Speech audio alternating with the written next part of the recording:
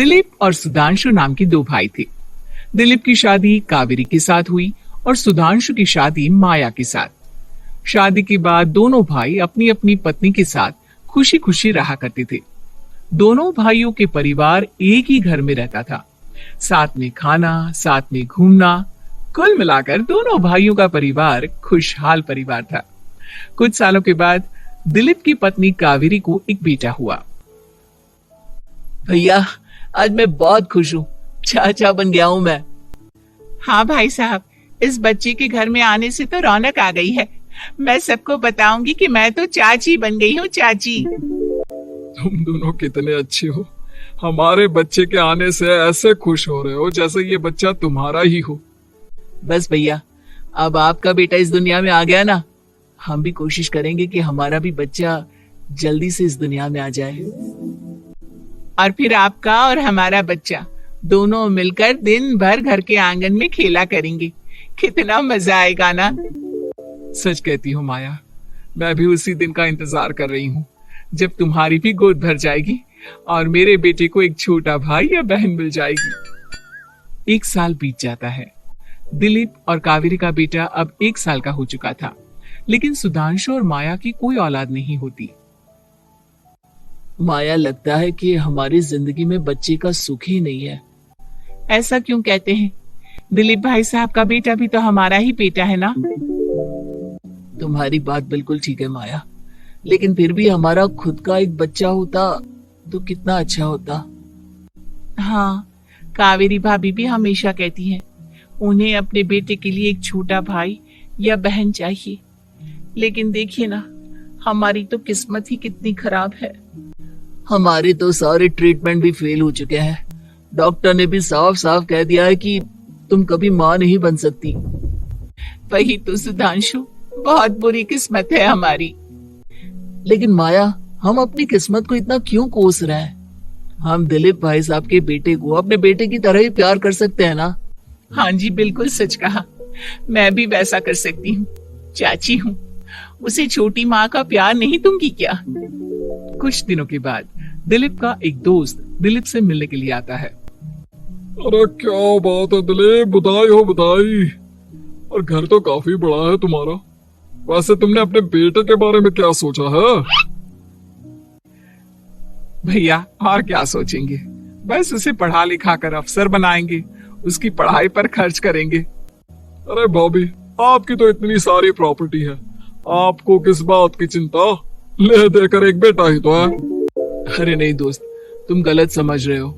इस घर में मैं और मेरा छोटा भाई दोनों रहते हैं। इस घर का आधा हिस्सा मेरे छोटे भाई का है। अच्छा, कितने बच्चे हैं तुम्हारे छोटे भाई के? भैया, उनके साथ ना कुछ प्रॉब्लम है। मेरी देवरानी कभी माँ नहीं बन सकती। अरे फिर किस बात की चिंता? अरे मैं तो कहता हूँ अपने बेटे के भविष्य के बारे में सोचिए ही मत। बस ये घर उसके नाम करवा दीजिए। देखिए, आपके भाई का भी कोई बच्चा नहीं है तो सब कुछ आपके बेटे को ही मिलना चाहिए। लेकिन ऐसा करना क्या सही होगा? अगर उनका बच्चा नहीं है तो क्या हुआ? ये घर आधा उनका है, उनकी जो मर्जी है वो करें। अरे कैसे बात करते हो? उनकी कोई औलाद नहीं है, वो क्या करेंगे प्रॉपर्टी अपने नाम रखकर? हाँ, वैसे भाई साहब, आपकी बात तो बिल्कुल सही है। अब जो कुछ भी है वो हमारे बेटे का ही तो है। आखिर वही तो इस घर के वंश को आगे बढ़ाएगा। मैं कल ही देवर जी से बात करती हूँ। अगले दिन सुधांशु और माया, इधर आओ। तुम दोनों से बहुत जरूरी बात करनी है मुझे। बताइए ना भाभी, क्या बात है? आपको कहीं जाना है तो आप अपने बेटे को मेरे पास छोड़कर जाइए, मैं ही पूरा दिन रख लूंगी उसे। अरे नहीं माया, वो तो मुझे पता है। मैं किसी और चीज के बारे में बात करना चाहती हूँ। बताइए ना भाभी, क्या बात है? देखिए देवर जी, आपका कोई बच्चा है नहीं, लेकिन मैं जानती हूँ कि आप हमारे बेटे को अपने बेटे की तरह ही प्यार करते हैं। भाभी, बेटे की तरह नहीं, वो हमारा ही बेटा है। मेरे लिए तो वो मेरा ही बच्चा है। वही तो फिर क्यों ना ये सारी प्रॉपर्टी हम मेरे बेटे के नाम करवा दे, क्योंकि तुम्हारा हो या मेरा, हम सबका एक ही तो है बेटा। लेकिन भाभी, अभी तो वो सिर्फ 1 साल का है। अभी से प्रॉपर्टी उसके नाम करवाने का क्या मतलब है? देखिए देवर जी, जो काम जितना जल्दी हो जाए ना उतना अच्छा। आने वाले वक्त का क्या भरोसा। भाभी भरोसा क्यों नहीं, हम तो हमेशा आपके बेटे को माँ बाप की तरह ही प्यार करेंगे। हाँ, लेकिन फिर भी मैं चाहती हूँ कि ये सारी प्रॉपर्टी मेरे बेटे के नाम हो जाए। अब मुझे नहीं लगता तुम दोनों को इसमें कोई भी परेशानी होगी, है ना? भाभी वैसे तो आप जो कह रही हैं वो बहुत जल्दबाजी है, लेकिन फिर भी अगर आपको ऐसा लगता है तो ठीक है, कल ही प्रॉपर्टी के पेपर बनवा लीजिए, मैं और माया उस पर साइन कर देंगे। इस तरह से अगले दिन प्रॉपर्टी के पेपर बनवाकर सारी प्रॉपर्टी दिलीप और कावेरी के बेटे के नाम पर करवा दी जाती है। कुछ दिनों के बाद सुधांशु, सुबह सुबह ये कौन लोग आ गए हैं तुम्हारे घर पर? भैया वो ऊपर वाला कमरा खाली पड़ा था ना, सोच रहा था किराएदार रख देता हूँ। लेकिन किराएदार रखने से पहले आपने हमसे पूछा भी नहीं। भाभी इसमें आपसे पूछने वाली क्या बात थी, हमें एक ही कमरे की जरूरत थी, इसलिए सोचा दूसरा कमरा किराए पर दे देते हैं, कुछ इनकम हो जाएगी। अरे माया, ये सारी प्रॉपर्टी अब मेरे बेटे के नाम पर है और यहाँ पर जो कुछ भी होगा उसके लिए तुम्हें मेरी या दिलीप की परमिशन तो लेनी पड़ेगी ना। हाँ सुधांशु, तुम्हारी भाभी ठीक ही तो कह रही है। अब देखो, तुमने खुद अपने हाथों से ये प्रॉपर्टी हमारे बेटे के नाम की है, वह भी बहुत छोटा है, तो इस घर से रिलेटेड सारे फैसले तुम्हें हमसे पूछ कर लेने चाहिए। भाभी हमें तो लगा था कि आप हम लोगों से बहुत प्यार करती हैं, लेकिन आप तो हमारे साथ भेदभाव करने लगी। अरे इसमें भेदभाव करने वाली क्या बात है? और मैंने कौन सा तुमसे कुछ गलत मांग लिया? अरे ले देकर मेरा बेटा इकलौता इस पूरे वंश का वारिस है, सब कुछ उसके नाम है। तुम्हें इस बात से जलन क्यों हो रही है? भाभी माया को जलन नहीं हो रही, वो तो बस ऐसे ही कह रही थी। सब जानती हूँ मैं, इसकी खुद की तो कोई औलाद पैदा नहीं हुई, बस इसीलिए जब देखो तब मेरे बेटे पर बुरी नजर डालती रहती है। देखो माया, कावेरी तुमसे बड़ी है, वो जैसा कहती है वैसा करो। और वैसे भी इस घर पर अब तुम लोगों का कोई अधिकार नहीं है, वो तो हम लोगों की भलाई समझो जो तुम्हें अभी तक यहाँ रहने दिया है। भैया आप इतने कैसे बदल गए? इस प्रॉपर्टी ने आपके दिल से हमारे लिए प्यार पूरी तरह खत्म कर दिया है क्या? इसी तरह वक्त बीतता जाता है और देखते देखते दिलीप और कावेरी का बेटा प्रणव 25 साल का हो जाता है और उसकी नौकरी लग जाती है। पापा आज मेरा अपॉइंटमेंट लेटर आ गया है, मैंने सिंगापुर में जॉब ज्वाइन कर ली है। लेकिन प्रणव, विदेश में नौकरी करने जाने से पहले तुम्हें कम से कम अपने मम्मी पापा से एक बार पूछना चाहिए था ना। इसमें पूछने वाली क्या बात है माँ, मैं सिंगापुर जाकर जॉब करना चाहता हूँ तो करना चाहता हूँ।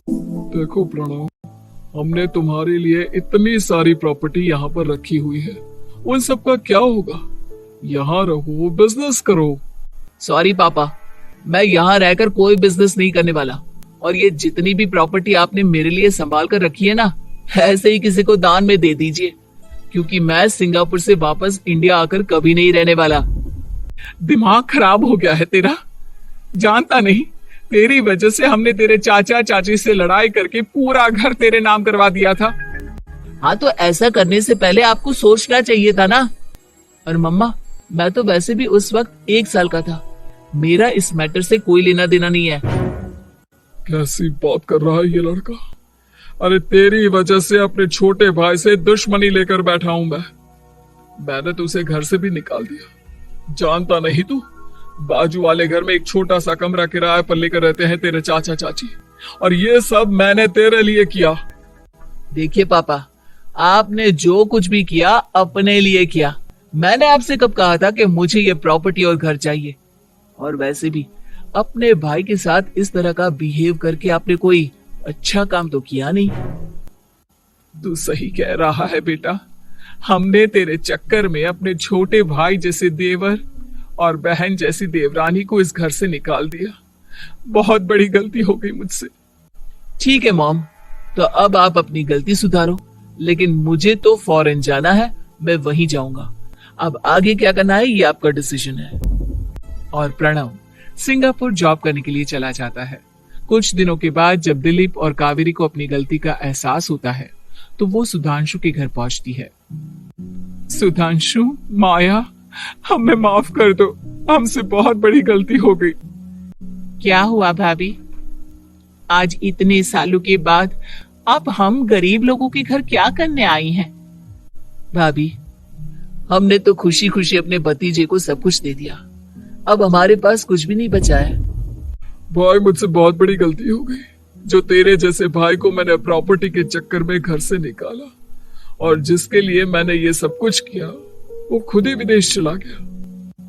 भैया भाभी, जिस बेटे के लिए आपने हम लोगों को इतनी तकलीफ दी, आपस के प्यार को बिगाड़ा, जब वही आपसे दूर चला गया तो आपको इस बात का एहसास हुआ।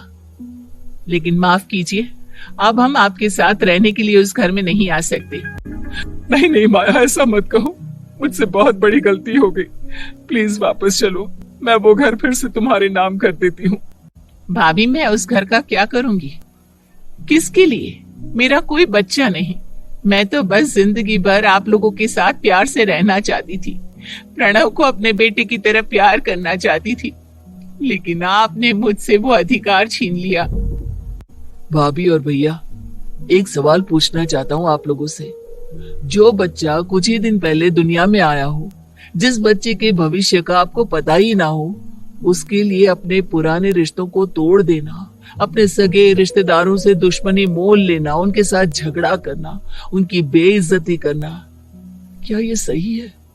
कम से कम हमें सही वक्त का इंतजार तो करना चाहिए ना। सिर्फ प्रॉपर्टी के लिए अपने सगे भाई को घर से निकाल दिया, वो भी अपने 1 साल के बेटे के लिए। क्या ये वाकई में सही था? जवाब दीजिए मेरी बात का। वीडियो को लाइक करें और ऐसी ही मजेदार कहानियां सुनने के लिए चैनल को सब्सक्राइब करें। धन्यवाद।